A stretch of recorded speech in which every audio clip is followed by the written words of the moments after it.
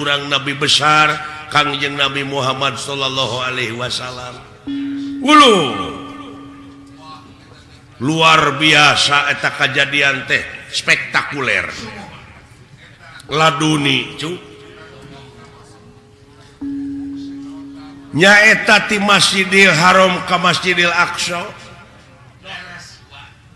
ku ayana barokah Allah di Masjidil Aqsa langsung mansat ke langit kahiji kadua katilu kaopat kalima kagenep katujuh tidinya nobros ka Sidratul Muntaha ka rob-rob aras ka itu dugi ka audensi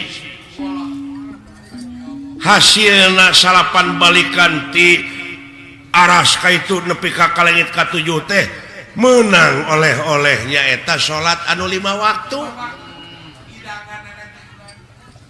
nyajang tayeul